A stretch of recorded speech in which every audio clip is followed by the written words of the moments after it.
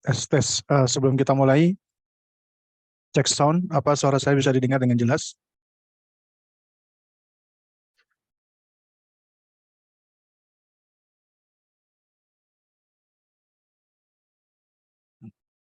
Tes, tes. Tes suara.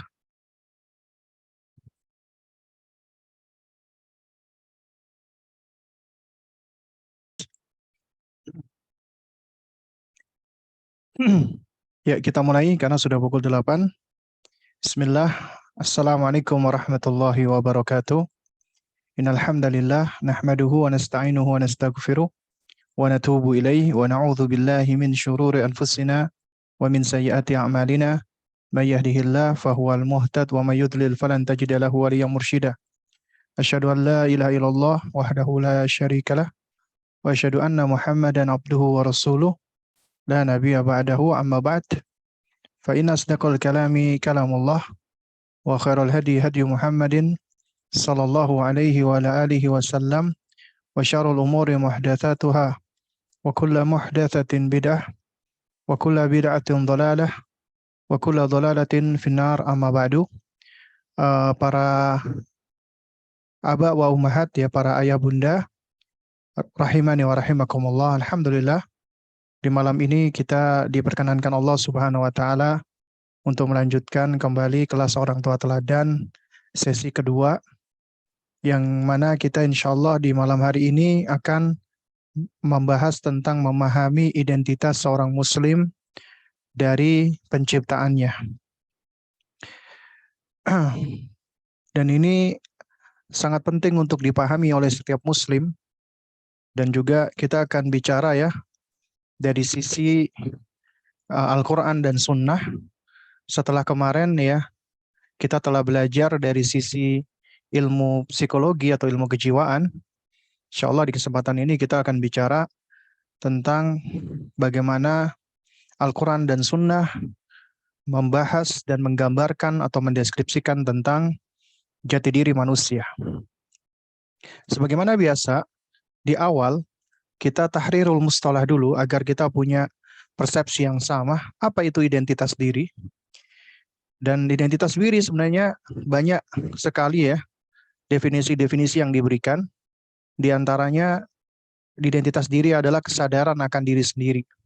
Artinya kita sadar akan diri sendiri, yang ini bersumber dari observasi, pengamatan, dan penilaian, yang merupakan semua aspek konsep diri sebagai suatu kesatuan yang utuh. Ini menurut Stuart dan Sandin, ya.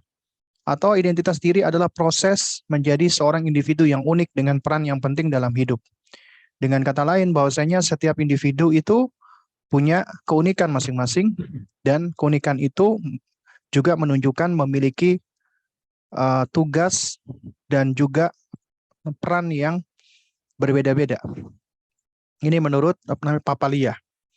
Adapun menurut Erikson, identitas diri adalah mengenal dan menghayati dirinya sebagai pribadi sendiri, serta tidak tenggelam dalam peran yang dimainkan, misalnya sebagai anak, teman, pelajar, ataupun teman sejawat. Dan ini, ya, membutuhkan identifikasi diri yang muncul ketika anak muda memilih nilai dan orang tempat dia memberikan loyalitasnya, bukan sekedar mengikuti pilihan orang tuanya. Artinya identitas diri itu bukanlah suatu hal yang sekedar ikut-ikutan. Ya, orang yang sedang mencari identitasnya adalah orang yang ingin menentukan siapakah atau apakah yang dia inginkan pada masa mendatang. Bicara tentang identitas diri, itu banyak sekali teori-teori, dan ini juga banyak dibahas terutama di manusia ketika masuk usia yang dikatakan sebagai usia teenager atau remaja, ya. Dan banyak pula dari para ahli, ya, yang menyebutkan di usia tersebut itulah manusia sedang mencari identitas dirinya atau jati dirinya. Kita sebagai muslim, kita beranggapan bahwa konsep dari yang disampaikan oleh orang-orang ini, di mana dikatakan manusia ketika fase remaja sedang mencari identitas diri, ini sejatinya adalah konsep yang tidak tetap, ya. Maksud saya tidak tepat, ya. Kenapa?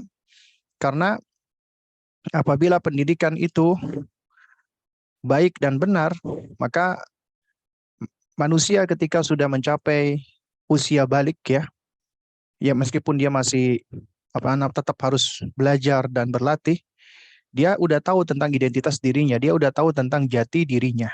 Dia tidak bingung lagi dengan jati dirinya. Karena sejatinya kebingungan tentang jati diri atau identitas diri itu tidaklah apa terjadi kecuali karena mereka nggak memiliki ilmu atau mereka uh, apa namanya lack of information atau sedikit informasi yang berkaitan dengan uh, apa namanya yang bisa mereka jadikan sebagai pegangan hidup ya. Nah, dengan kata lain, orang-orang yang masih mencari identitas diri, mereka adalah orang-orang yang bingung atau confused, itu karena mereka tidak memiliki landasan pijakan dan pondasi yang kuat. Sebagai Muslim, kita tentunya tidak boleh mengalami hal yang seperti ini, termasuk anak-anak kita. Karenanya sebagai orang tua Muslim atau Muslim orang tua karena kita semua asalnya Muslim, maka kita harus memahami identitas diri dari perspektif Islam, dari Al-Quran dan Sunnah. Al-Quranul Karim sendiri itu udah memberikan isyarat kepada kita agar kita mengenali diri kita. Karena dengan pengenalan diri kita akan tahu hak apa yang harus kita tunaikan terhadap diri kita. Apa yang harus kita lakukan terhadap jiwa kita. Ya. Dan kita juga akan semakin menyayangi dan mencintai diri kita dalam konsep yang benar. Nanti ini sebenarnya akan ada bahasannya berkaitan dengan hubbuzat atau self love mencintai diri sendiri. Nah, di dalam surat At-Tahrim ayat 6, Allah berfirman, "Ya ayyuhalladzina amanu qu anfusakum wa ahlikum narah." Wahai orang-orang yang beriman, jagalah dirimu dan keluargamu dari siksa neraka. Allah menyeru dirimu, anfusakum. Kemudian surat Al-Maidah 105, Allah mengatakan, "Ya ayyuhalladzina amanu alaikum anfusakum." Wahai orang-orang yang beriman, perhatikanlah dirimu. Kemudian Allah mengatakan, "La yadhurrukum man dhalla idah." La yadhurrukum man dhalla idah tadaitum. Karena orang sesat itu tidak akan membahayakanmu apabila kamu telah mendapatkan petunjuk. Artinya apabila Allah memberimu petunjuk, maka kamu nggak akan bisa disesatkan oleh mereka. Mereka nggak akan bisa mencederai kamu. Ya ilallahi marji'ukum jami'an. Dan hanya kepada Allah lah kamu semua akan kembali fayunabbi'ukum bima kuntum ta'malun. Dan dia Allah akan menerangkan kepadamu apa yang kamu kerjakan.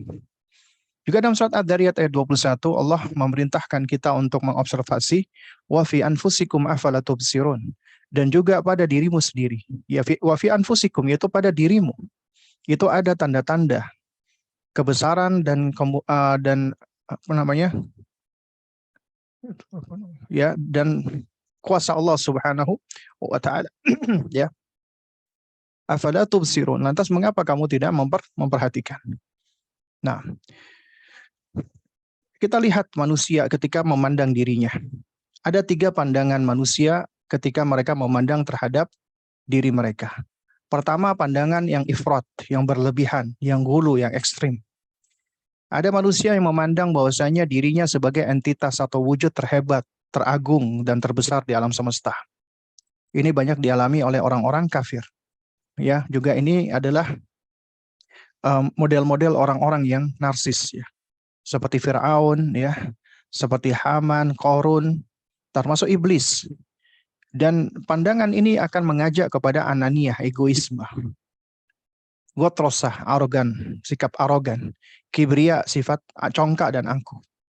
Dan pandangan ini akan membuahkan tiranisme, kelaliman, penjajahan, dan yang semisalnya. Sebagaimana yang dilakukan oleh orang-orang Zionis kepada Palestina. Mereka menganggap bahwasanya mereka adalah entitas yang paling hebat. Allah juga mengabadikan model-model ifrat dari kaum-kaum sebelumnya seperti kaum Ad. Yang mana Allah abadikan mereka fa'amma 'adun fastakbaru fil ardi. Adapun kaum Ad, Mereka berlaku sombong di muka bumi ini. Bighairil haqq, ya. Tanpa hak, ya, secara tidak benar. Wa qalu man asyaddu minna quwwah. Nah, ini syahidnya. Betapa mereka itu begitu begitu uh, apa namanya? Begitu ifratnya. Ya, mereka mengatakan man asyaddu minna quwwah. Siapa ya yang ada, siapa yang lebih kuat dibandingkan kita? Ya, mereka menganggap kita yang paling kuat. Demikian pula Fir'aun alaihi laknatullah, ya. Di mana Allah abadikan dalam surat Al-Qasas 38, wa qala fir'aunu ya ayyuhal mala'u ma alimtu lakum min ilahin ghairi. Fir'aun berkata, ya, wahai sekalian, apa namanya, pembesar-pembesarku, ya. Nah, apa namanya, ma alimtu lakum, aku enggak tahu bagi kalian min ilahin ghairi, ada sesembahan selain diriku. Artinya dia mengaku dirinya sebagai sesembahan yang hak. Fir'aun alaihi laknatullah. Itu ifrat. Di sisi lain ada orang-orang yang tafrid, yang merendahkan dirinya, menghinakan dirinya, ya, memandang dirinya sebagai wujud hina, rendah, tak berkuasa di alam semesta. Dan mereka mau menundukkan diri kepada benda-benda mati. Mereka menyembah batu, api, bulan, bintang, matahari, pohon. Ini gambaran orang-orang musyrik. Di dalam surat Al-Furqan ayat 44, Allah Subhanahu wa taala berfirman, "Am tahsabu anna aktsarahum yasma'una aw ya'qiluna inhum illa kal an'ami bal hum adhallu sabila." Apakah engkau mengira bahwasanya, ya, aktsaruhum, kebanyakan dari mereka, berhala-berhala itu, yasma'un, mendengarkan, aw ya'qilun, ataukah memahami, ya, inhum illa kal an'am. Ya, mereka itu tidak lain dan tidak bukan seperti hewan ternak. Balhum adhalus sabila, bahkan mereka lebih sesat jalannya. Jadi orang-orang musyrikin ini digambarkan lebih sesat daripada hewan ternak. Padahal kita tahu manusia, ya, sebenarnya secara asal lebih mulia daripada hewan. Nanti sebagaimana kita akan bahas di slide berikutnya. Nah, kemudian pandangan tawassut, pandangan yang pertengahan, inilah pandangan Islam, Islamic concept. Memandang manusia sesuai dengan hakikatnya, sesuai dengan asal penciptaannya, keistimewaannya, tugasnya di dalam kehidupan dan hubungannya dengan alam semesta, serta kesiapannya di dalam menerima kebaikan dan keburukan. Nah, jadi kita akan bicara tentang konsep Islam. Bagaimana mengenal identitas diri di dalam Islam?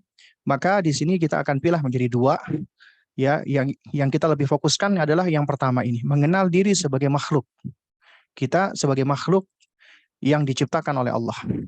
Berarti kita harus tahu nih asal penciptaan kita. Kemudian kita harus tahu, ya, untuk apa kita ada di muka bumi ini. Berarti ada misi, visi, dan tujuan dari penciptaan, Allah ciptakan kita. Kemudian yang ketiga, kita harus tahu hendak kemana kita akan pergi, apa destinasi kita. Ya, bahwasanya setelah mati, apakah selesai urusan? Kan tidak. Nah, itu membutuhkan ma'rifah, membutuhkan pengetahuan. Dan ini berkaitan dengan mengenal jati diri kita sebagai makhluk. Baru kemudian kita mengenal diri sebagai makhluk yang istimewa. Artinya Allah berikan kepada kita berbagai macam keistimewaan, yaitu nikmatul imdad. Allah berikan kita fitrah, kemudian Allah jadikan kita fi ahsani taqwim, dalam bentuk rupa struktur yang paling baik.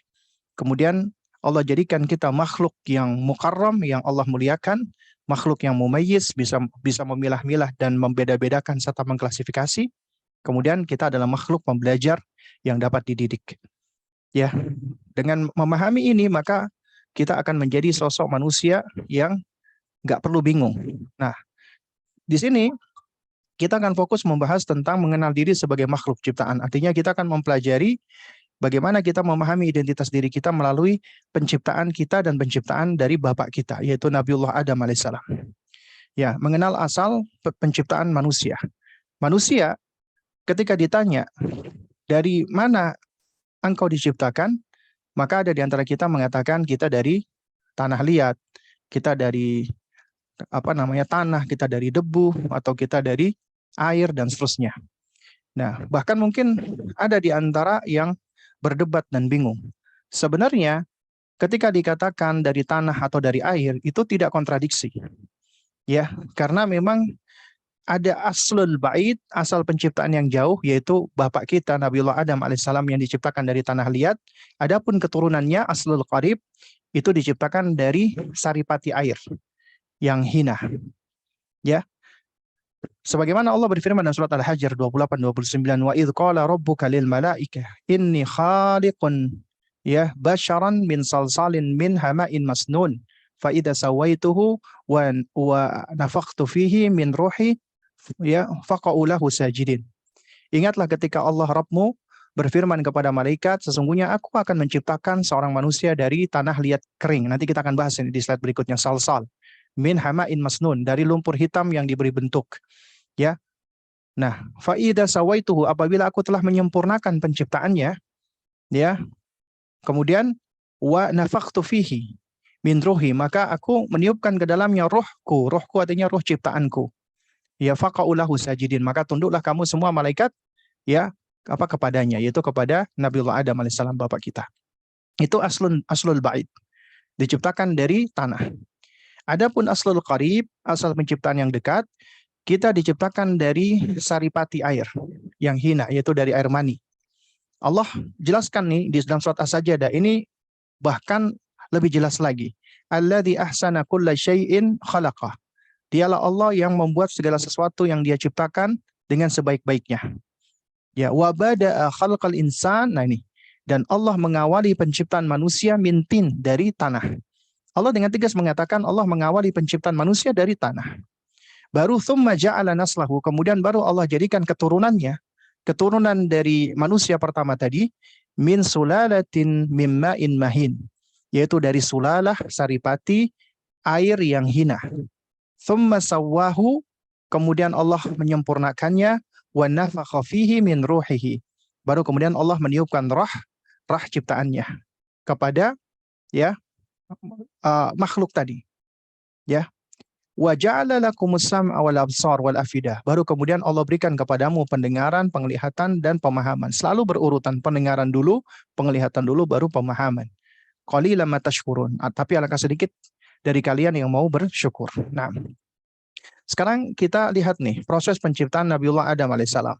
Secara ringkas, ya, bapak kita Nabi Adam alaihissalam Allah ciptakan itu dari turab dan ma, tanah dan air.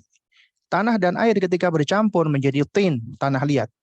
Dan tanah liat ini, ya, itu asalnya adalah hama'um masnun, yaitu tanah lumpur, ya, yang dia belum berbentuk sebenarnya, ya. Ini tanah lumpur yang belum ada bentuknya.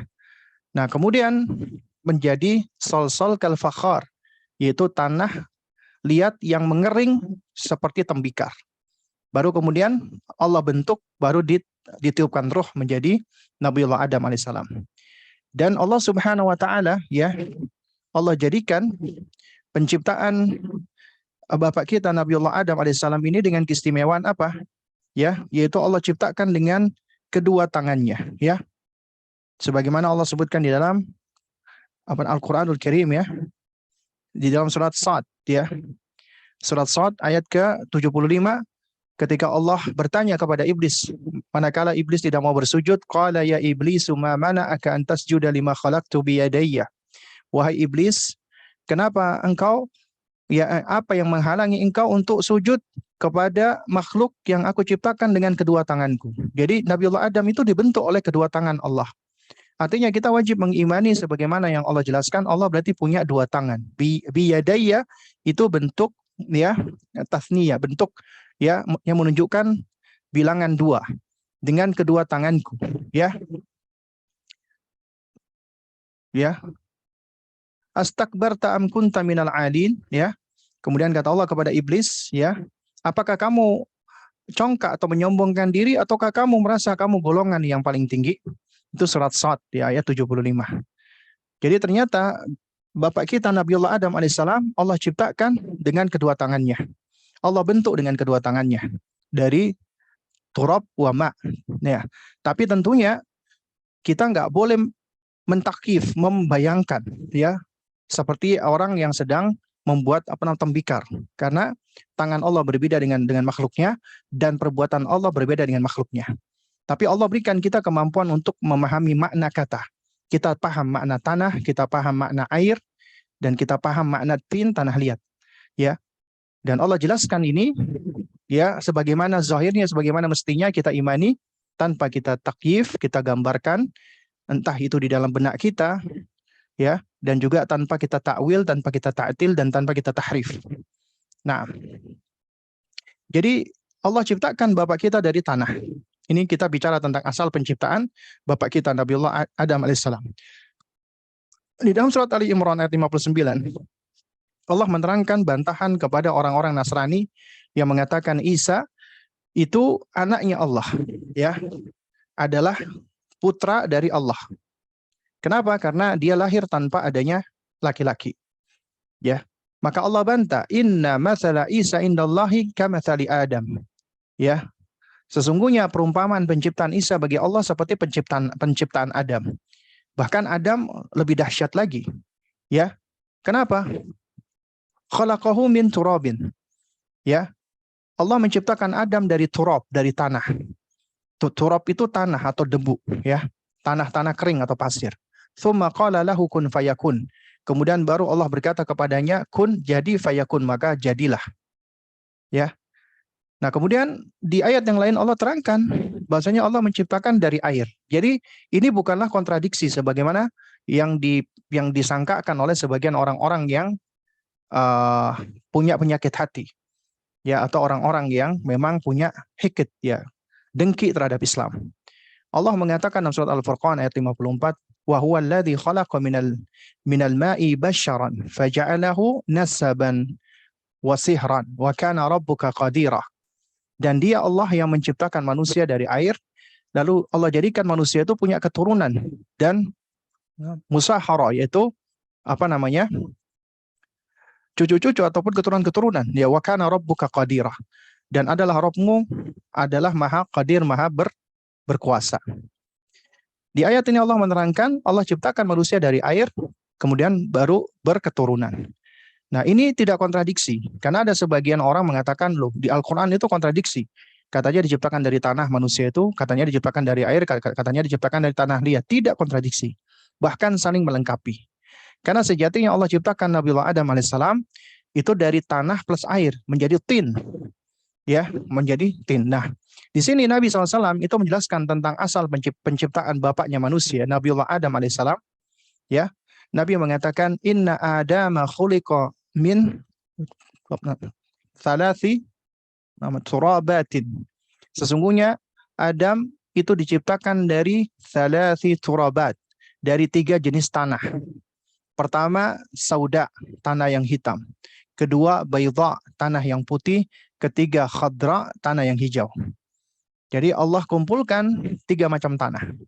Sebagaimana dijelaskan oleh Turjumanul Quran, sahabat yang mulia Abdullah bin Abbas radhiyallahu ta'ala anhuma. Beliau mengatakan, khalaqallahu ta'ala azza wa jalla Adam alaihi salam min adimil ardi. Allah ciptakan Adam alaihi salam dari dataran seluruh bumi.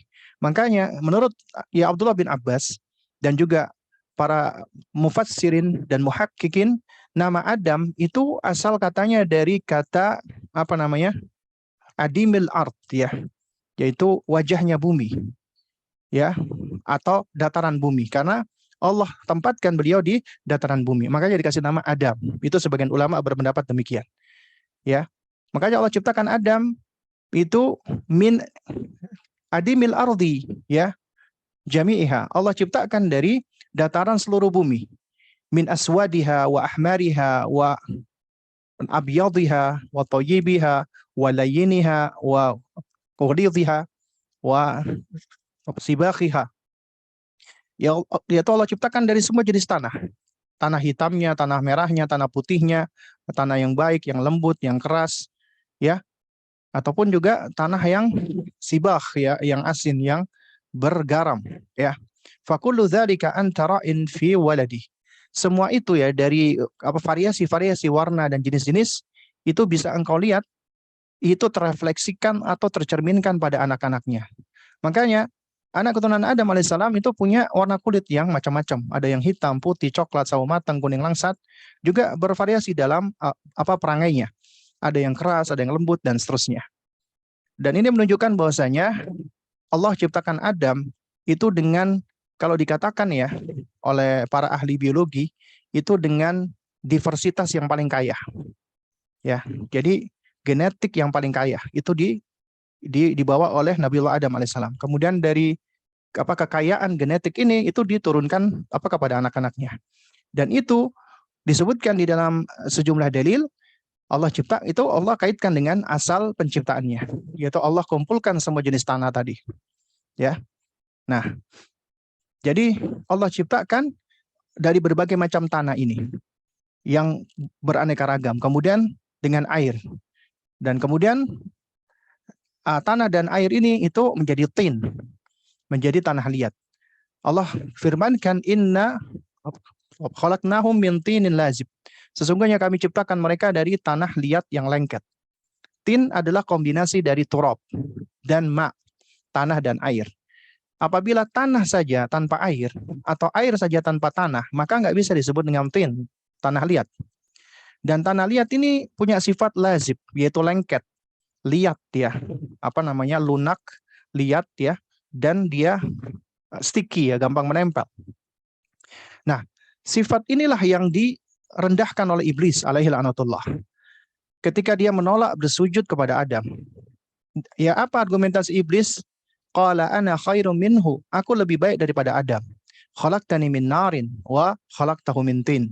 Engkau ciptakan aku dari api sementara engkau ciptakan dia dari tanah. Dia menganggap tanah itu jelek, rendah. Tanah diinjak-injak, ya. Apalagi tanah yang bercampur dengan air. Lemah, lengket. Makanya iblis menyombongkan dirinya karena asal penciptaannya dianggap lebih baik. Ya. Jadi ternyata orang-orang rasis itu sebenarnya mereka mengikuti pola pikirnya iblis alaihi laknatullah. Menganggap bahwasanya diri mereka lebih utama atau lebih baik ketika menganggap warna kulit tertentu atau gen tertentu itu lebih utama.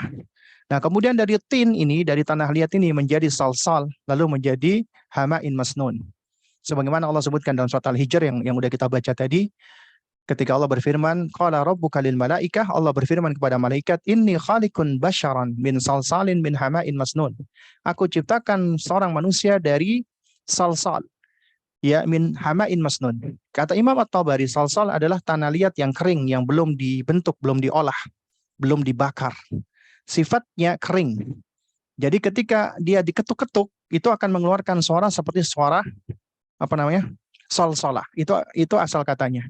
Yaitu suara tembikar yang tipis, yang kering, yang diketuk tok tok tok gitu. Dikatakan salsalah. Adapun hama'in masnun, tanah liat yang kering yang sudah mengeluarkan bau yang nggak sedap. Jadi tanahnya ini sudah mengering dan itu biasanya ada bau-bau yang nggak sedap. Ya. Nah, jadi kata Abdullah bin Abbas, masnun yakni muntin, yaitu ada aroma-aroma yang nggak sedap. Ya. Nah, kemudian ya Allah jadikan dari salsalin kal fakhar, lalu ya Allah bentuk menjadi sempurna ciptaannya, kemudian Allah tiupkan ruh. Khalaqal insana min salsalin kal fakhar. Allah ciptakan manusia dari tanah kering seperti tembikar. Ya. Kemudian fa idza sawaituhu, maka apabila aku telah menyempurnakan penciptaannya, ya, maka wa nafakhtu fihi min ruhi, aku tiupkan ke dalamnya ruh ciptaanku. Faqaulahu sajidin, maka malaikat hendaknya kalian bersujud semuanya. Apa kepada Adam? Karena Allah yang menciptakan langsung. Nah, jadi dari sini kita pelajari penciptaan Bapak kita itu ternyata tidak simpel. Allah mampu untuk menciptakan kun fayakun, jadi maka jadilah. Tapi ternyata Allah jelaskan di dalam Al-Quran, itu ada prosesnya. Allah bentuk dengan tangannya, kedua tangannya. Dan kedua tangan Allah beda dengan tangan kita, dengan tangan makhluknya. Dan Allah ciptakan dari tanah, dari tanah, adimul ardi, yaitu dari tanah, permukaan bumi. Jadi tanah-tanah di permukaan bumi Allah kumpulkan, ada tanah hitam, tanah putih, dan tanah hijau. Kemudian Allah kumpulkan, dan Allah bentuk. Allah campur dengan air menjadi tin. Kemudian menjadi salsal, dia mengering, ya. Kemudian baru Allah bentuk dan Allah tiupkan ruh. Jadi ini proses pembentukan ya Bapak kita. bapaknya umat manusia, Nabiullah Adam alaihissalam. Nah, adapun keturunan beliau, keturunan bapak kita Nabiullah Adam alaihissalam, itu Allah sebutkan ya sebagaimana juga sudah kita baca. Allah jelaskan alladzi ahsana kulla syai'in khalaqah. Allah membuat segala sesuatu yang Dia ciptakan dengan sebaik-baiknya. Wa bada'a khalqal insani min tin. Nah, ini Allah mulai penciptaan manusia dari tanah, yaitu dari Adam. Tsumma ja'ala naslahu min sulalatin min mimmahin. Baru kemudian Allah jadikan keturunannya dari sulalah, saripati air yang hina. Tsumma sawahu, kemudian Allah sempurnakan. Wa nafakha fihi min ruhihi, kemudian Allah tiupkan dari ruh ciptaannya. Wa ja'ala lakumus sam'a wal absara wal afidah qalilan ma tashkurun. Kemudian Allah berikan kepadamu pendengaran, penglihatan dan pemahaman, tapi alangkah sedikitnya kalian bersyukur. Nah, coba kita perhatikan nih sifat penciptaan kita, anak keturunan Adam. Kita disebutkan pertama, tsumma ja'ala naslahu min sulalatin mimma'in mahinin. Kemudian Allah jadikan keturunan Adam dari sulalah, saripati ma'in mahin, air yang hina, yaitu air yang keluar dari kemaluan, ya. Itu air sperma. Itu dikatakan air yang hina, ya. Nah, karena air itu keluar juga dari ya tempat keluar berbagai macam kotoran. Meskipun memang sperma itu menurut pendapat yang rajih tidak najis, ya, suci. Ya, tapi ternyata dia keluar dari tempat yang hina. Ya. Dan ini menunjukkan kita diciptakan dari air saripati air yang hina.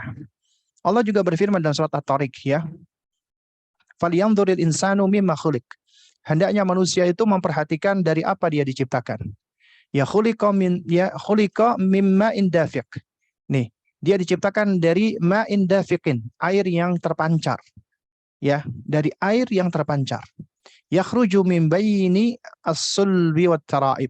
Yang keluar di antara tulang sulbi laki-laki dan tulang dada perempuan. Dan ini sesuai dengan fakta sains, ya. Dan ini memang kalau dibahas cukup panjang, ya. Artinya yang keluar dari tulang sulbi laki-laki dan tulang dada wanita. Kemudian surat Yasin 77, Allah berfirman, awalam yarul insanu anna khalaqnahu min nutfatin fa idza huwa khasimun mubin. Apakah manusia tidak memperhatikan bahwa kami ciptakan ya mereka dari setitik air, min nutfah, ya, dari nutfah.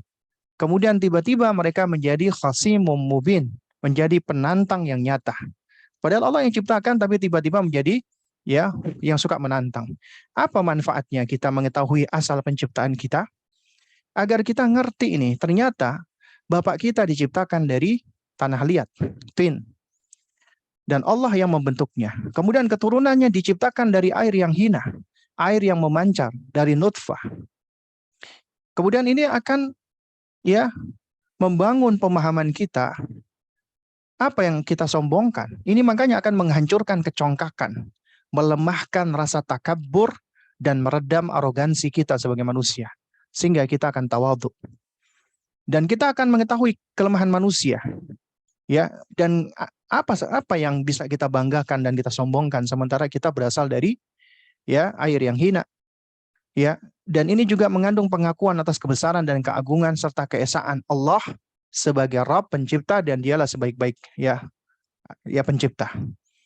Juga untuk ya wujud syukur kepada Allah sebagaimana yang dicontohkan oleh Nabiullah ya Muhammad bin Abdullah sallallahu alaihi wasallam di dalam sujud sajadah, sujud tilawah, di mana kita mengucapkan sajada wajhiya lilladzi khalaqahu wa sawwarahu. Ya, sujudlah wajahku, atau wajahku bersujud kepada Dia Allah yang menciptakan dan membentuknya. Allah yang ciptakan wajahku, Allah yang membentuknya, ya, memberikan rupa, ya. Wa syaqqa sam'ahu wa basarah, dan Allah yang memberikan pendengaran dan penglihatan pada wajahku, bihaulihi wa quwwatihi, ya. Nah, dengan daya dan kekuatannya. Fatabarakallahu ahsanul khaliqin. Dan sungguh maha suci Allah, ya, Dialah sebaik-baik satu-satunya pencipta yang paling baik. Nah, jadi ini akan melahirkan di dalam diri kita untuk meninggalkan sifat-sifat takabur, sifat-sifat sombong, congkak, dan ya hal-hal yang dapat membinasakan. Sebagaimana binasanya iblis alaihi laknatullah. Nah, itu yang pertama ya, dari jati diri, yaitu mengetahui tentang apa? Tentang asal penciptaan. Nah, kemudian kita juga harus tahu dong, ya untuk apa kita berada di dunia ini? Untuk apa Allah ciptakan kita ini? Berarti Allah ciptakan kita enggak sia-sia. Pasti ada visi, misi, dan tujuannya. Apa tujuan utamanya? Ada dua yang disebutkan. Pertama, untuk mengenal Allah. Itulah tauhidul itsbat wal ma'rifah atau tauhidul ilmi. Ya, yang mengandung tauhid rububiyah dan asma wa sifat. Sebagaimana Allah berfirman, "Alladzi khalaqas sab'a samawati wa minal ardi mithlahunna yatanazzalul amru bainahunna lita'lamu annallaha 'ala kulli syai'in qadir." Allah ciptakan 7 langit dan juga bumi juga serupa ya. Ada 7 lapis. Dan urusan atau perintah Allah berlaku padanya. Apa tujuannya? Lita'lamu, agar kamu tahu, kamu mengilmui Allah berkuasa atas segala sesuatu, wa annallaha qad ahata bikulli syai'in ilma. Dan Allah benar-benar meliputi segala sesuatu ilmunya. Jadi tujuannya adalah untuk lita'lamu, mengenal Allah, mengilmui Allah. Kemudian yang kedua adalah untuk beribadah hanya kepadanya semata. Itulah tauhidul qasdi wa talabi atau tauhidul ibadah atau tauhid al-uluhiyah. Wa ma khalaqtul jinna wal insa illa liya'budun. Aku tidak ciptakan jin dan manusia kecuali untuk beribadah kepadaku. Dengan demikian kita tahu nih, ternyata kita punya misi, punya visi, kita tahu kehidupan kita itu ternyata ada tujuannya. Sehingga kita nggak menjadi confused, nggak menjadi bingung, nggak menjadi disorientasi. Ya, kita kehidupan kita akan lebih meaningful, lebih bermakna, lebih berarti. Kita tahu purpose of life, tujuan hidup kita. Nah, baru kemudian yang ketiga, kita harus sadar jati diri kita mengharuskan kita mengetahui setelah tahu kita dari mana sih kita berasal, kemudian untuk apa kita berada di sini, kemudian ila aina ana. Mau menuju kemana aku? Berarti aku ada destinasi. Nggak mungkin kita ada di muka bumi ini tanpa ada visi dan tanpa ada misi, tanpa ada tujuan. Kita cuma makan dan minum, kemudian kita mati, selesai urusan. Jadi nggak ada bedanya sama hewan. Ya, berarti nggak ada gunanya kita punya akal, kita punya apa pemahaman. Kalau toh ujung-ujungnya ya selesai urusan begitu saja. Berarti ini menunjukkan ada kehidupan ya afterlife ya. Ada kehidupan yang sejati, kehidupan setelah kematian. Itulah destinasi. Dan perjalanan hidup kita itu panjang. Mulai dari alam ruh. Kemudian ibu bapak kita menikah, kita ya berada di alam kandungan selama 9 bulan dan kita bertumbuh ya menjadi fetus atau janin. Sampai kemudian akhirnya kita dilahirkan. Nah, dilahirkan di dunia itulah negeri beramal. Ya, itulah yang paling menentukan cuma di dunia yang hijau ini. Ya, sampai akhirnya kita meninggal dunia, kita berada di alam barzakh.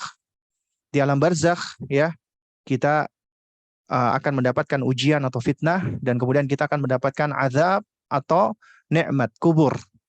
Ya, dan kita memohon kepada Allah agar Allah ya senantiasa menjaga dan memelihara kita dan Allah wafatkan kita di atas Islam dan tauhid. Allah lapangkan kuburan kita dan kemudian Allah Subhanahu wa taala ya jadikan kita mendapatkan nikmat kubur. Dan kita berada di alam barzakh sampai hari kebangkitan, yaumul qiyamah. Ketika hancur semua alam semesta, Allah bangkitkan semuanya, Allah kumpulkan di padang mahsyar. Ya, semuanya dalam keadaan berbaris. Dalam keadaan tidak berpakaian, tidak ada sehelai pakaian pun, dan Allah dekatkan matahari. Nah, ternyata di situ ada orang-orang yang Allah pilih, ya, dengan izinnya, yaitu mendapatkan syafaatul uzma dari baginda Nabi yang mulia alaihi salatu wassalam. 70.000 yang tidak mendapatkan, ya, yang tidak perlu hisab, yang mendapatkan syafaat. Sementara yang hisab, maka akan diserahkan catatan amalnya semuanya. Kemudian akan ditimbang. Ketika ditimbang, manusia akan menjadi ashabul yamin atau ashabul shimal. Ya, golongan kanan atau golongan kiri. Golongan kanan wajahnya putih, ceria, bersinar-sinar. Golongan kiri wajahnya suram, gelap, penuh dengan ketakutan. Kemudian Rasulullah ternyata sudah menunggu di hautnya. Allah berikan kepada beliau haut, yaitu sebuah telaga. Siapa yang minum tidak akan haus selamanya. Tapi ternyata ada yang dihalau dari hautnya Rasulullah. Kemudian baru setelah itu manusia menuju ke sirat. Di sirat inilah ya yang akan memilah siapa yang jatuh masuk ke neraka, siapa yang selamat akan masuk ke surga. Jadi cuman ada dua tujuan, surga atau neraka. Ya tinggal kita mau yang mana nih, dan sejauh mana ikhtiar kita nih, upaya kita. Itulah yang paling penting adalah amal kita di dunia ini. Karena ini darul amal.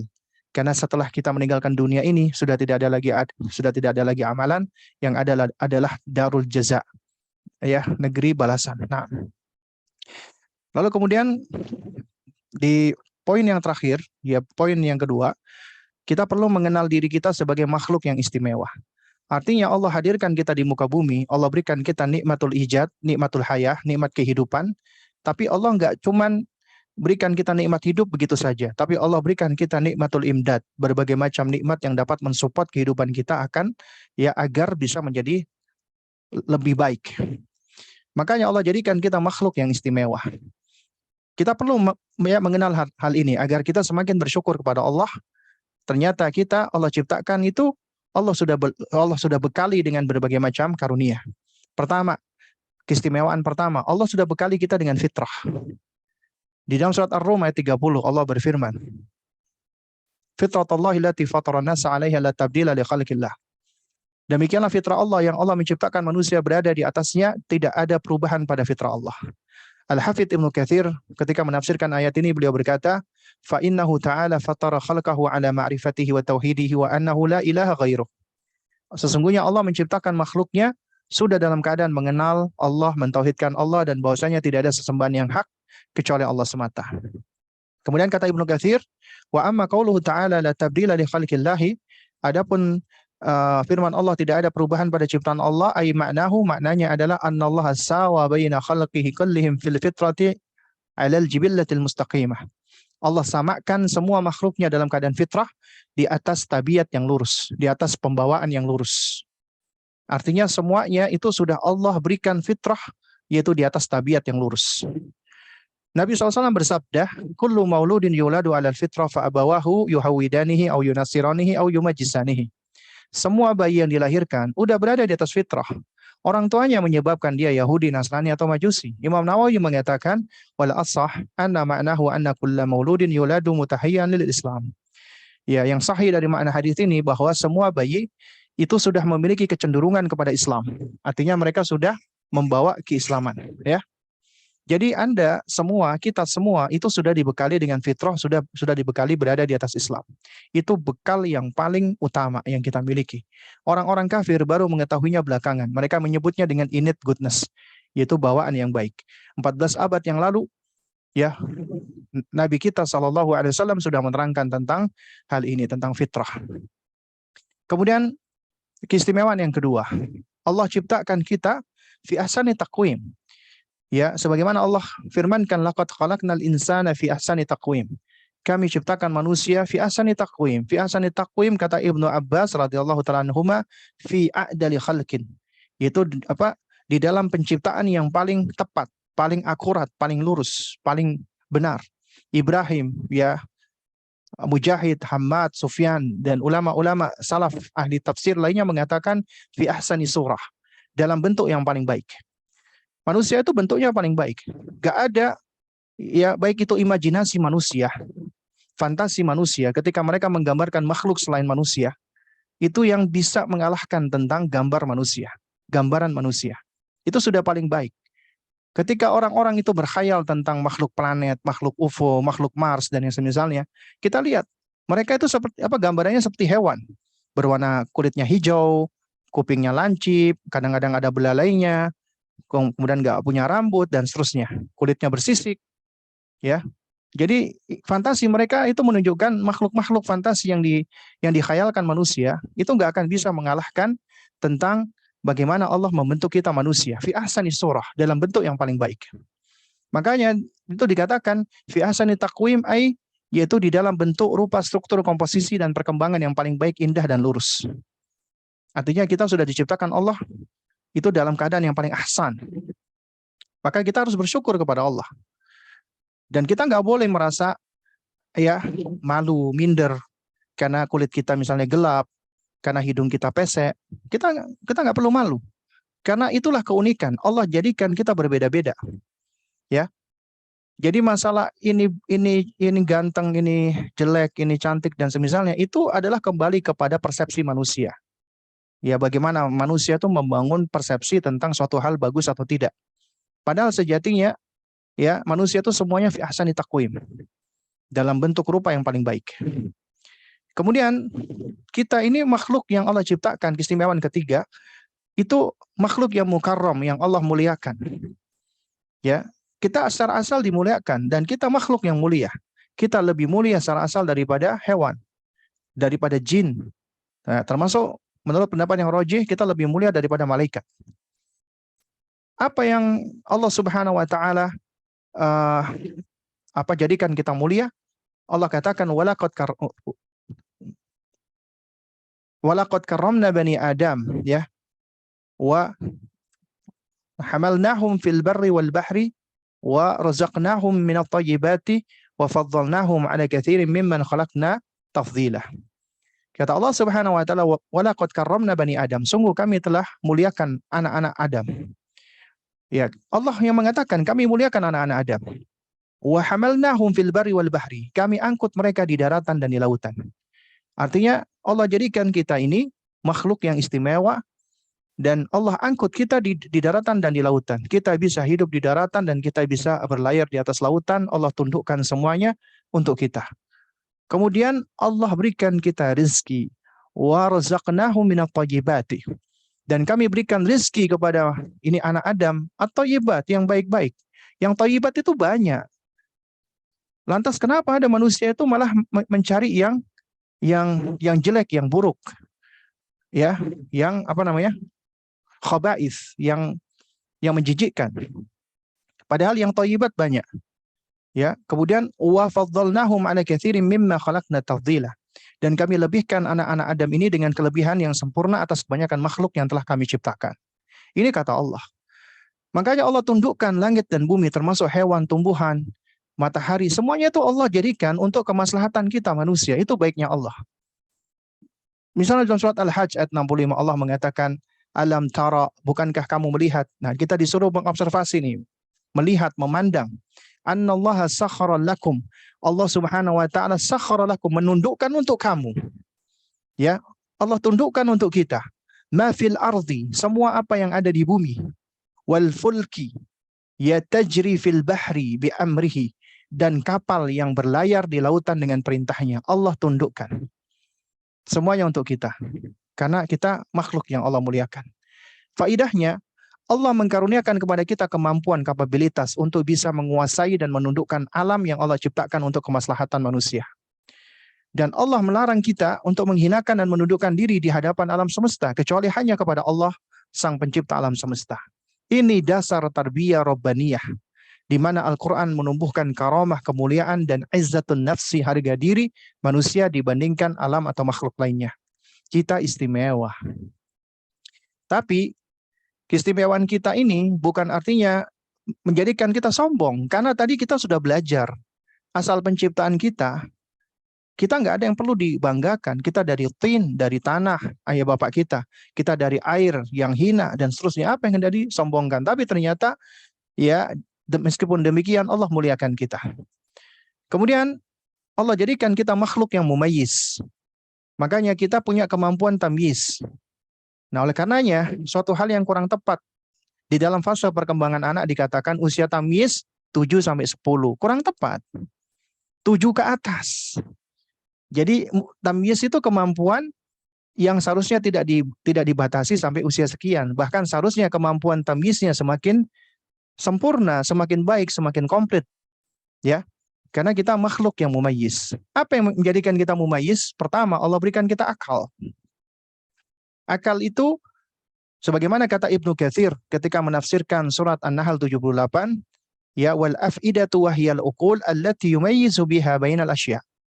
Ya akal, ya al-afidah pemahaman yaitu akal, yang mana fungsinya adalah untuk mentamyiz, memilah-milah segala sesuatu. Nah, jadi Allah jadikan kita manusia qadiran ala tamyizi bainal khairi wasyarri wan nafi' wad dharri.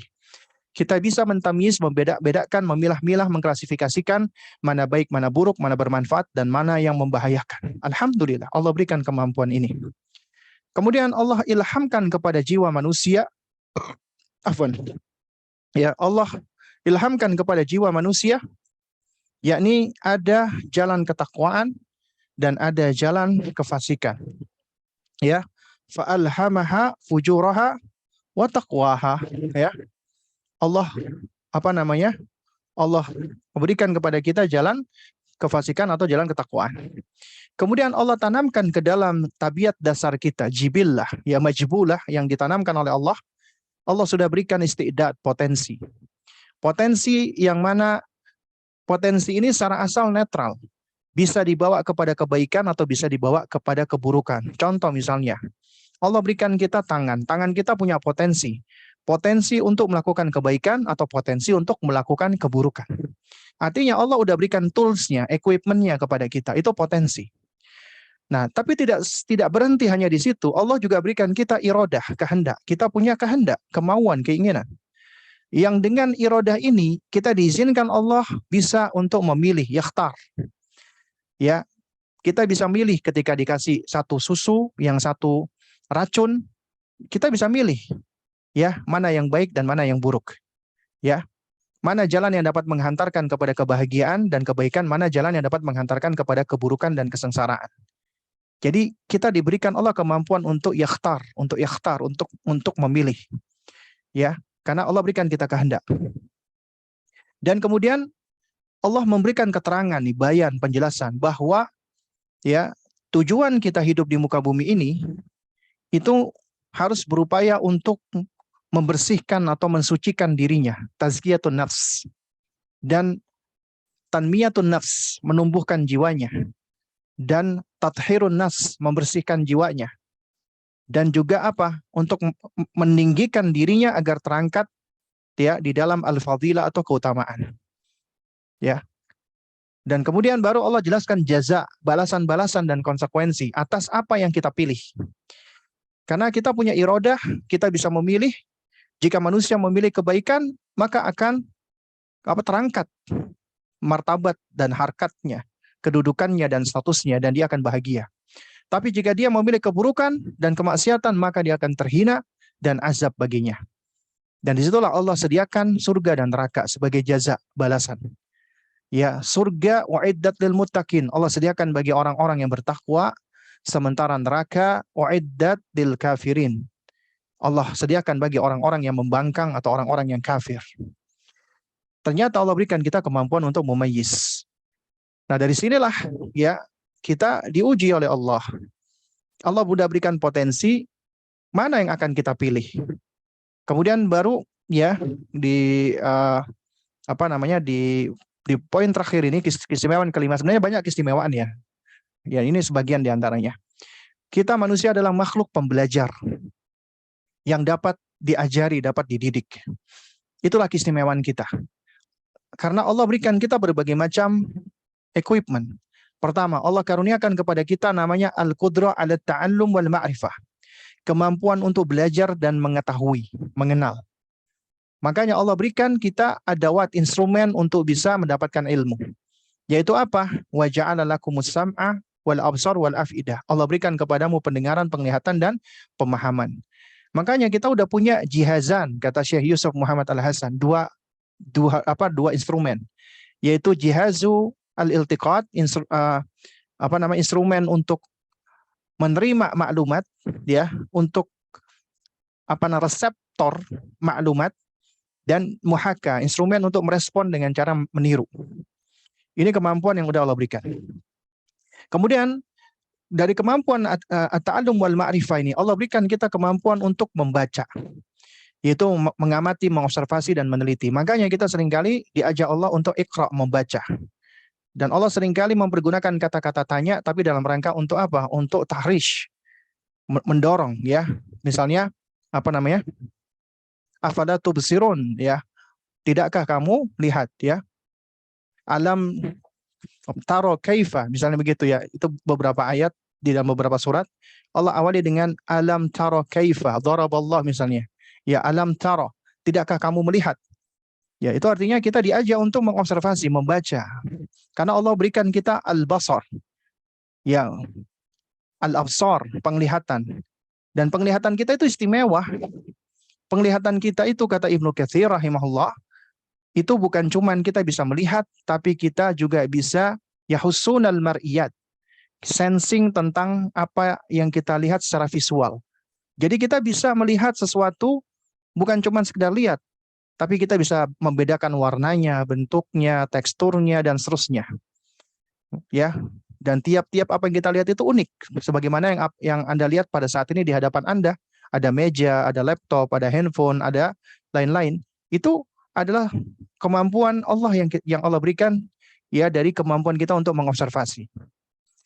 Nah, kemudian dari situlah Allah berikan kita kemampuan untuk tasammi, memberikan nama atau atribut atau label.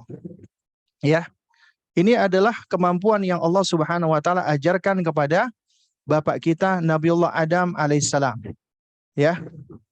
Jadi bapak kita itu diberikan ilmu yang oleh Allah Subhanahu wa taala, ya, untuk bisa memberikan nama, ya. Sebagaimana di dalam firman-Nya Allah Subhanahu wa taala, ya, dalam surat Al-Baqarah ayat 31, wa 'allama Adam al-asma'a kullaha thumma aradahum 'alal malaika faqala anbi'uni bi asma'i haula'i in kuntum shadiqin. Allah ajarkan Adam seluruh nama-nama benda yang ada. Kemudian Allah hamparkan kepada malaikat. Kemudian Allah tanya malaikat, anbi'uni bi asma'i haula. Wahai malaikat, beritahu nama-nama benda-benda tersebut. In kuntum shadiqin, apabila kalian memang benar. Apa jawaban malaikat? Qalu subhanaka la ilma lana illa ma 'allamtana. Itu menunjukkan tawaduknya malaikat. Ya, Maha Suci Engkau ya Allah, kami enggak punya pengetahuan kecuali yang Engkau ajarkan kepada kami, innaka antal alimul hakim. Kemudian baru Allah katakan kepada Adam, qala ya Adam anbi'hum bi asma'ihim. Ya, wahai Adam, ya, jelaskan nama-namanya kepada mereka. Falamma anba'ahum bi asma'ihim qala alam aqul lakum inni a'lamu ghaibas samawati wal ardi wa a'lamu ma tubduna wa ma kuntum taktumun. Ya. Baru kemudian setelah bapak kita Adam menyebutkan nama-namanya, Allah mengatakan, bukankah aku telah beritakan kepadamu, sampaikan kepadamu, aku tahu rahasia langit dan bumi ini, aku tahu apa yang kamu tunjukkan, tampakkan, atau apa yang kamu sembunyikan. Ya. Jadi dengan kita bisa membedakan nih secara visual, ini warnanya ini bentuknya ini, teksturnya ini, ukurannya segini, kita bisa memberikan nama. Oh, ini berarti namanya meja. Oh, ini berarti namanya gelas. Oh, ini namanya cangkir, dan seterusnya. Itu kemampuan yang Allah berikan kepada kita dari kemampuan observasi kita dengan kemampuan akal kita. Ya. Nah, kemudian Allah berikan kita instrumen, sebenarnya ini duluan ya, yaitu indera untuk mendengar. Ya. Dan juga melihat dan memahami. Kemudian Allah berikan kita al-lisan. Ya, instrumen lisan. Yang yaitu al-qudrah 'alal bayan. Kita mampu untuk menjelaskan, berbahasa, menyampaikan gagasan. Ya, dengan lisan kita. Dan ini berkaitan dengan indera pendengaran kita, karena kita menyerap kemampuan bahasa dari saut, dari suara, dari apa yang kita dengar, kemudian kita bisa belajar ngomong melalui dari indera pendengaran kita. Makanya orang yang tuli akan kesulitan untuk berbahasa. Kemudian Allah berikan al-qalam, alat tulis. Karena kita punya al-qudrah 'alal kitabah, kemampuan untuk menulis. Ya, tadi kemampuan untuk menjelaskan Allah sebutkan dalam surat Ar-Rahman, Allamal Quran, khalaqal insan, allamahul bayan. Allah yang mengajarkan manusia bayan, mampu menjelaskan. Kemudian surat Al-Qalam ayat 1, Allah bersumpah, nun wal qalami wa may yasturun. Demi pena dan apa yang mereka goreskan dengan pena tersebut. Karena ternyata manusia bukan hanya mampu berbicara secara lisan, ya, yang kita dengar, tapi juga mampu berbicara secara visual, yaitu secara non lisan, non verbal, diantaranya dengan tulisan. Ini kemampuan yang Allah berikan kepada kita. Manusia mampu untuk bisa, ya, mencari simbol-simbol yang bisa mewakili bunyi suara yang dikeluarkan oleh kita. Akhirnya muncullah huruf hijaiyah, alfabet. Karena kita manusia menyepakati simbol tersebut adalah sebagai perwakilan atau representasi dari saut, dari suara atau dari bunyi. Jadi ada suaranya. Ya. Akhirnya kita bisa mentransform dari suara kepada tulisan. Nah, kemudian Allah berikan kita kemampuan al-qudrah ala tafakkur. Kemampuan untuk bisa merenung, memikirkan, dan memahami. Ini jelas ya, banyak di dalam Al-Quran kita diperintahkan untuk bertafakkur. Toyib. Jadi kunci untuk mengenali diri adalah dengan cara mengenali Allah. Man arafa rabbahu faqad arafa nafsahu. Siapa yang mengenali Allah Rabbnya akan semakin mengenal dirinya. Anda ingin mengenali diri Anda, maka awali dengan belajar mengenal Allah.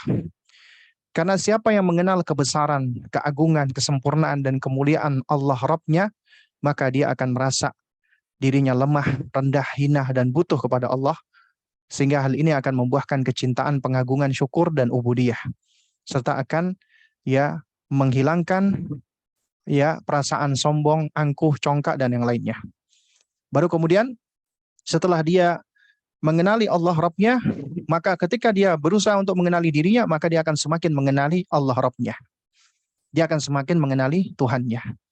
Yakni ya man arafa nafsahu arafa rabbahu, yakni arafa hadafahu, ya wa waitahu, wa daurahu, wa kainunatahu, wa wujudahu, wa arafa min aina, wa fi aina, wa ila aina. Artinya dia akan mengenali tujuannya, identitasnya, perannya, tujuannya, ya tujuan keberadaannya maksudnya, ya eksistensinya. Dan dia akan mengetahui min aina, dari mana aku berasal, sebagaimana udah kita bahas tadi. Untuk apa? Untuk tahdid usuli al-huwayyah, menetapkan asal keberadaan kita. Kemudian fi aina, di mana aku sekarang? Untuk apa? Untuk menetapkan hadful ubudiyah, tujuan peribadatan. Kita ada untuk beribadah kepada Allah. Kemudian ila aina, hendak kemana kita? Untuk menetapkan masirul huwayyah, yaitu destinasi terakhir dari perjalanan kita. Dengan mengetahui ketiga hal ini, ya min aina wa fi aina wa ila aina, maka kita akan tahu tentang ya substansi diri kita. Kita akan tahu tentang jati diri kita. Karena sejatinya kita akan tahu kita hidup di dunia cuma sementara. Kehidupan yang sejati adalah setelah kita meninggal dunia, dan Allah tidaklah melihat dari fisik kita, materi kita. Yang Allah lihat adalah iman dan amal soleh kita, dan itulah yang akan menjadi bekal kita untuk beramal, dan itulah yang akan dihisap oleh Allah. Dan kita diberikan amanat dengan keluarga, dengan anak, dan kita ingin mengajak mereka, membimbing mereka menuju kepada Allah Subhanahu wa taala bersama-sama, dan untuk itulah kita mendidik mereka. Dan ini diawali dengan apa? Kita mengenali diri kita, diawali dengan mengenali Allah Subhanahu wa taala. Ya, mudah-mudahan yang sedikit ini bisa memberikan manfaat. Ya, Allahumma anfa'ni bima 'allamtani wa 'allimni ma yanfa'uni wa zidni ilma nafi'ah. Ya Allah, ya berikanlah manfaat kepadaku atas apa yang Engkau ajarkan untukku, dan ajari aku apa yang bermanfaat untukku, dan tambahkanlah ilmu untukku. Nah, mungkin ini yang dapat disampaikan. Berikutnya mungkin ada pertanyaan. Silakan yang ingin bertanya. Ya, bisa raise hand. Nanti akan diizinkan untuk bertanya langsung atau bertanya via chat. Ya, bertanya via chat. Jika enggan untuk bertanya secara langsung. Nah,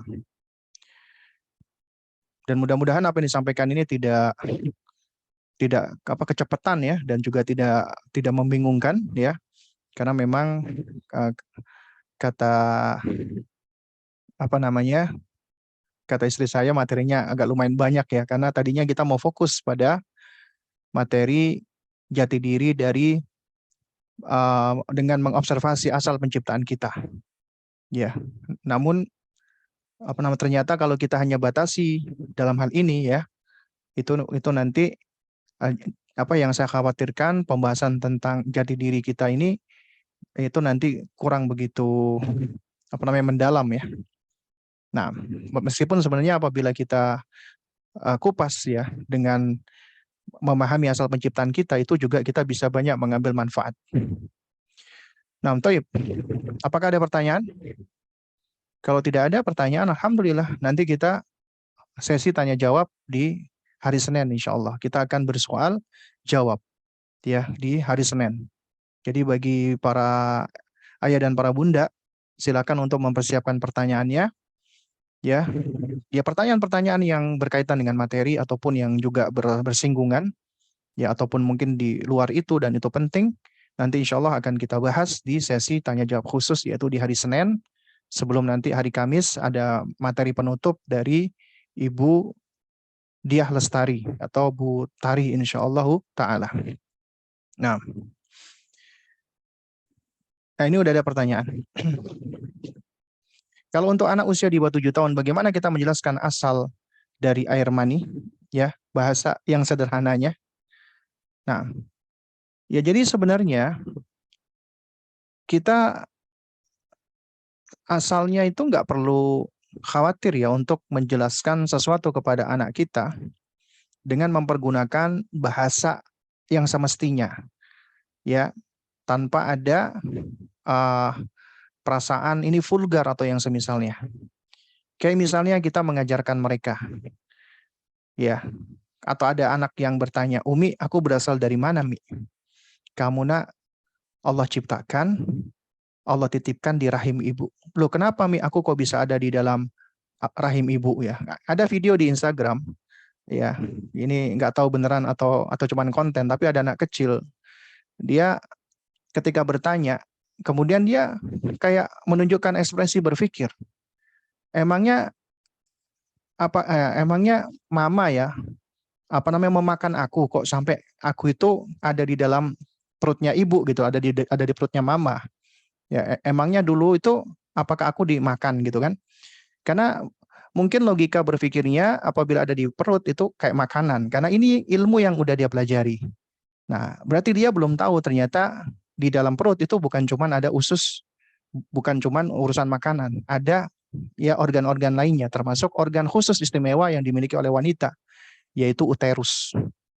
Nah, itu suatu hal yang yang kita bisa ajarkan. Umi nak punya organ yang Allah berikan, namanya rahim, uterus. Tempat ya kamu dulu tumbuh dan tempat ya semua bayi manusia itu tumbuh di dalam rahim ibunya. Jadi Allah titipkan ke dalam tubuh ibunya. Lalu kok bagaimana Mi aku bisa ada di dalam perut ibu, di dalam rahim ibu? Yaitu semua karena apa?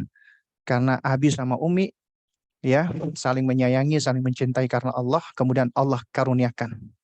Kita kalau misalnya semakin membuat anak bingung kalau kita menyebut air mani atau sperma, ya nanti akan menimbulkan pertanyaan terus-terusan, ya. Jadi kalau misalnya kita jawab dengan umum, global, itu anak sudah merasa cukup, maka sudah cukup. Tapi kalau dia terus bertanya, ya, misalnya, loh, kok bisa cuman sekedar sayang antara ayah sama ibu atau antara Abi sama Umi, kok bisa aku itu ada gitu kan? Ya, kita jelaskan karena anak ketika kita menikah, ya, jadi Abi sama Umi itu melakukan aktivitas ya yang menunjukkan kasih sayang, ya. Dan itu hanya boleh dilakukan oleh orang dewasa dan orang yang sudah menikah. Nah, Allah berikan kepada laki-laki abimu yaitu namanya air mani. Allah berikan kepada Umi namanya ovum. Ketika air mani abi dan ovum Umi bercampur di dalam di dalam tubuh Umi, ya, dari kita boleh jelasin nggak ada masalah pakai visual misalnya dari sperma itu ternyata banyak sel spermatozoa yang jumlahnya berjuta-juta, ya, kemudian hanya satu yang jadi, ya, itu semua nggak lepas dari ketentuan Allah, takdir Allah.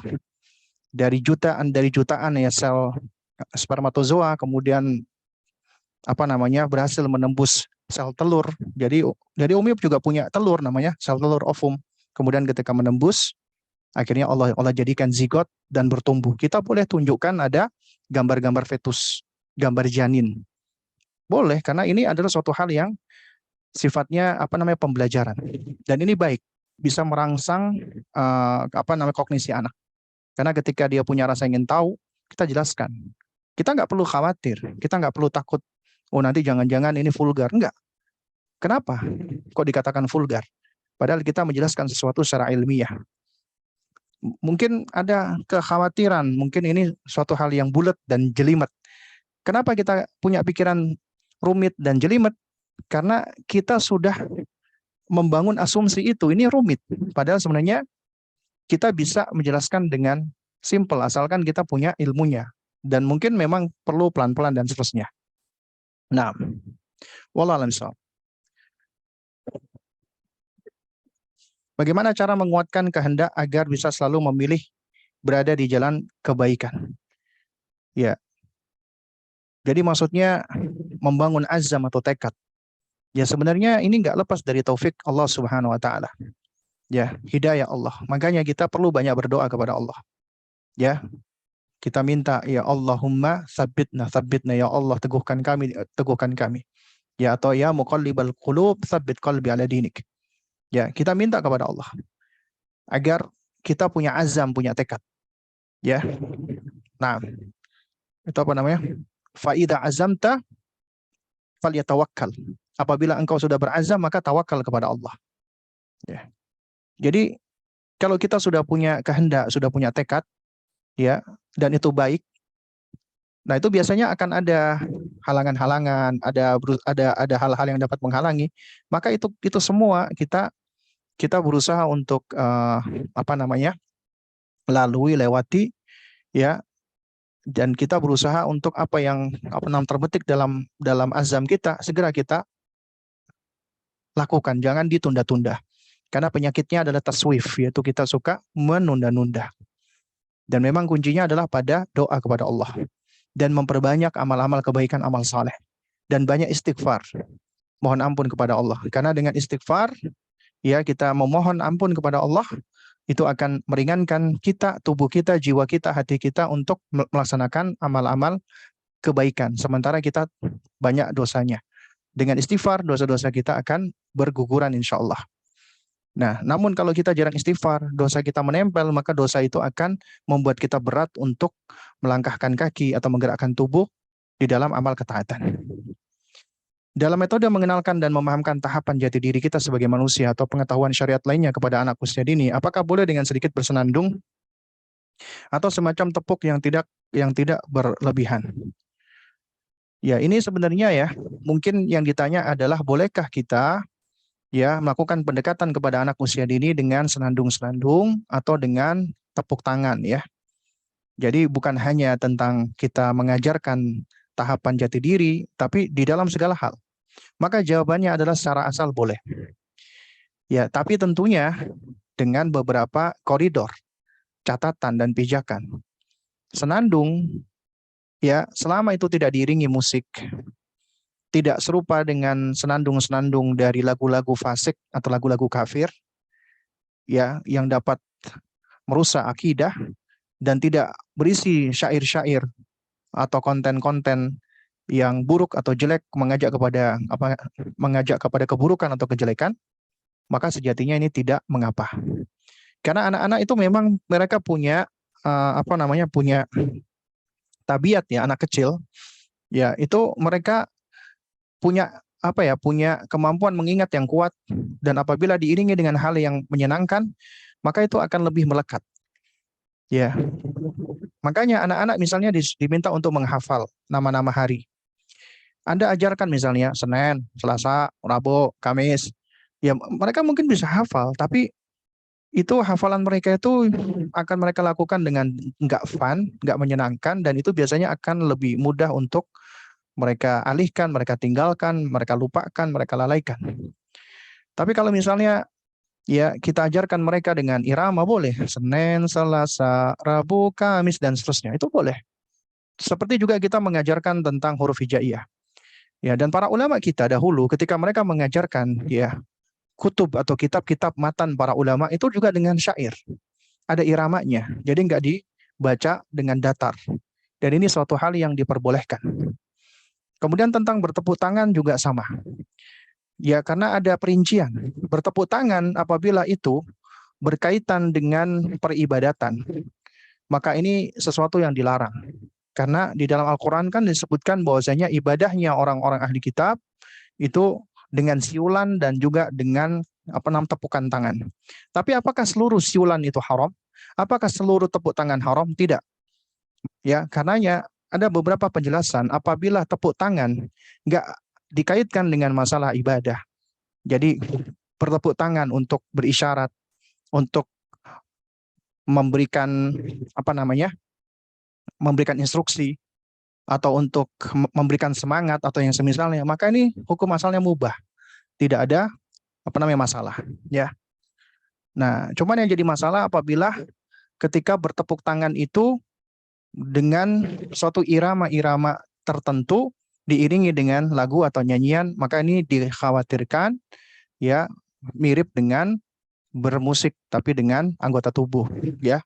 Nah, oleh karena itu hendaknya dihindarkan ketika bertepuk tangan itu kok kayak seperti musik. Tapi kalau cuman sekedar bertepuk biasa, ya, dengan tempo atau dengan dengan gerakan-gerakan tepuk tangan dan yang semisalnya untuk suatu hajat, maka setahu saya itu hukum asalnya tidak mengapa. Nah, wallahu a'lam bishawab. Sejauh mana media visual, misalnya ilustrasi atau fotoreal boleh digunakan untuk media pembelajaran untuk anak? Afwan, karena beberapa ada mengatakan jika media visual seperti foto, ilustrasi real dilarang untuk diberikan kepada anak-anak, totally harus faceless misalnya. Sementara ketika misalnya anak sedang tertarik dengan hewan, maka kami cukup kesulitan untuk mencari media faceless atau semisalnya. Jadi yang pertama yang perlu kita pahami ya, larangan tentang surah, gambar makhluk bernyawa. Maka kita harus melihat secara detail dan terperinci ya. Kita lihat di dalam dalil larangan gambar makhluk bernyawa ya, itu ancaman dari Rasulullah yang pertama adalah bagi musawwir, orang yang menggambar. Entah itu gambar 2 dimensi atau 3 dimensi, artinya bikin patung. Ya, itu orang yang menggambarnya. Adapun orang yang tidak menggambar, misalnya Anda lihat ada lukisan, Anda lihat ada majalah, ada buku, maka orang yang melihat itu tidak terkena ancaman. Ya, termasuk orang yang tankil cuman mindah-mindahin doang. Ya, ini faedah yang saya dapatkan dari Syekh Dr. Amin Al-Misri. Ya, ketika ada daurah beberapa tahun yang lalu ya, sudah cukup lama, yaitu daurah membahas buku beliau yang berjudul Mausu'ah Tiflil Muslim. Beliau salah seorang syekh yang berasal dari Mesir. Beliau biasa ngisi di channel Ar-Rahmah ya, tentang pendidikan anak atau pengasuhan atau parenting Islam. Ya, beliau sempat ngisi di Magelang waktu itu, dan beliau punya buku, dan buku-buku beliau itu gambarnya utuh. Lehernya tidak diputus, wajahnya tidak faceless, dan itu yang pertama kali ditanya oleh teman-teman ketika daurah dari para tholabul ilm dan para asatidah. Kenapa ya Syekh kok gambarnya utuh gitu kan? Nah, itu yang beliau jelaskan. Dan beliau sebutkan ya di antaranya keterangan para ulama yaitu tentang adanya rukhsah bagi anak-anak kecil. Ya, yakni yu'tadharu lil-sibyani ma la yu'tadharu lil-kibari. Diberikan dispensasi bagi anak kecil tapi tidak untuk orang dewasa, seperti misalnya boneka. Ya, meskipun memang ada khilaf di dalam hal ini ya, tapi jumhur ulama memperbolehkan boneka meskipun utuh. Meskipun itu berwujud utuh. Ya. Dari madhab Syafi'i, dari madhab Maliki, memang dari sebagian madhab Hambali itu memang mempersyaratkan ya itu bukan boneka yang utuh, tapi hanya berupa kayak dari boneka boneka kain atau kain perca dan yang semisalnya. Ya, tapi secara asal ya jumhur ulama itu memperbolehkan. Kenapa? Karena ini ada rukhsah. Ya, ini keringanan bagi anak-anak kecil tapi tidak untuk orang dewasa. Makanya boneka bagi anak kecil boleh, tapi untuk ibu-ibu nggak boleh ibu-ibu main boneka kecuali untuk ya bermain bersama anaknya untuk melatih ataupun apa namanya pengajaran. Dan juga nggak boleh dikoleksi dan dipajang boneka-boneka itu, ya. Nah, juga sama ketika berbicara tentang gambar ilustrasi, yang dilarang itu adalah yang menggambar utuh. Tapi apabila itu ada hajatnya, ini sebagaimana Syekh Utsaimin rahimahullah, ini juga suatu hal yang pernah saya bahas ya di tahun kemarin atau 2 tahun yang lalu ya tentang hal ini, yaitu Syekh Utsaimin rahimahullah taala ketika ditanya tentang membuat animasi ya yang berisi konten-konten Islam dalam rangka untuk menjadi alternatif ya gempuran animasi-animasi orang-orang kafir. Maka Syekh Utsaimin rahimahullah taala memperbolehkan. Bahkan itu termasuk baik. Ya jika kontennya baik, maka itu baik. Padahal animasi itu lebih daripada cuma sekedar gambar visual 2 dimensi, itu gambar bergerak. Ya, tapi ternyata dibolehkan untuk anak-anak. Dan juga ya para masyayikh ya dari markas Imam Al-Albani rahimahullah ya ketika saya dulu masih di Ma'had Al-Irsad Surabaya, ya mereka dulu waktu daurah sering datang membawa hadiah CD-CD pembelajaran buat para santri, para uh, pelajar, karena kita punya perpustakaan bahasa. Nah, itu adalah film-film kartun berbahasa Arab dan itu utuh, ya. Nah, pada saat beliau ditanya, ya Syekh, ini gimana ini gambar-gambar utuh? Ya, Syekh itu beliau cuma menjelaskan bahwasanya ya itu uh, seandainya pun yang terancam adalah yang buat ataupun yang bikin gitu loh. Dan kita mengambil hanya untuk istifadah dari sisi bahasa. Ya. Nah, jadi dalam hal ini ya kalau saya pribadi ya mungkin ada di antara teman-teman atau asatidzah yang mungkin berbeda pendapat dengan saya. Kalau saya pribadi untuk anak usia dini pun seandainya tidak faceless dan tidak dipotong lehernya itu nggak ada masalah. Karena ini juga yang difatwakan oleh ya apa namanya dari para masyayikh seperti Syekh Mustafa Al-Adawi. Bahkan beliau memperbolehkan anak kecil itu pakai baju yang ada gambar-gambarnya ya. Karena memang buat anak-anak gitu loh. Rukhsah buat mereka. Ya. Meskipun ada sebagian yang mungkin pendapatnya berbeda dengan beliau yang ketat karena dianggap nggak ada hajatnya, yaitu ya tiap orang dia punya sisi pandang. Ya, jadi yang saya pahami boleh, cuman dalam rangka untuk apa ya, untuk menghindarkan adanya fitnah, adanya tuhmah, tuduhan dan lain sebagainya, kalau saya pribadi memang ya menyarankan untuk faceless kecuali apabila ada hajat untuk mempelajari emosi, maka silakan dipasang wajahnya. Ya, tapi dengan cara dipisah antara tubuh dan lehernya. Karena ada fatwa dari ulama Hambali, yaitu ya dari Imam Ibnu Qudamah Al-Maqdisi rahimahullah, di mana beliau menerangkan tentang hukum taswir, gambar makhluk bernyawa apabila surah itu ya apa namanya quti'a min quti'a ra'suhu, apabila kepalanya itu terputus dari badannya, maka tidak dihukumi lagi sebagai gambar makhluk bernyawa. Ya. Dan itu pun juga masih menimbulkan pro dan kontra karena ada teman-teman yang dalam hal ini pernah terlalu ya maksud saya nggak ada masalah kalau mereka berpegang dengan pendapat haram secara mutlak, itu adalah hak mereka. Tapi ketika dijadikan sarana untuk menyerang saudaranya muslim ya yang punya perbedaan pendapat ya kemudian diserang, itu suatu hal yang tentunya nggak baik ya. Nah, apalagi bukan kita yang gambar, kita cuman misalnya ada buku kita beli ya kemudian dalam rangka untuk suatu hajat dari pengajaran atau apa namanya pendidikan, maka setahu saya ya di situ nggak ada larangannya. Ya Anda beli buku anak-anak yang gambar wajahnya utuh, kan bukan Anda yang menggambar. Selama Anda tidak pajang. Emang buku Anda pajang di tembok kan enggak? Selesai Anda taruh, Anda letakkan di rak buku ya. Dan itu pun juga yang paling baik adalah tidak tampakkan.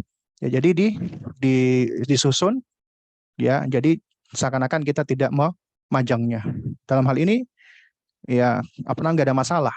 Kenapa kok penerbit-penerbit buku anak-anak yang sunnah itu faceless? Karena yang menggambar adalah ya kawan-kawan kita yang udah ngaji, dan mereka khawatir akan mendapatkan ancaman. Ya ancaman bagi musawwir, orang-orang yang menggambar. Nah, sementara Syekh Dr. Amin Al-Misri, beliau mengatakan beliau cuman mengambil gambar yang sudah ada, yang gambar orang-orang kafir. Ya, kemudian beliau cuman memindahkan, sehingga hukum tankil, hukum memindahkan atau mengcopy paste gambar nggak sama dengan hukum menggambar itu sendiri. Juga sama ketika ditanya tentang hukum emoticon, ya, yang tampak emoticon itu bukan gambar makhluk bernyawa.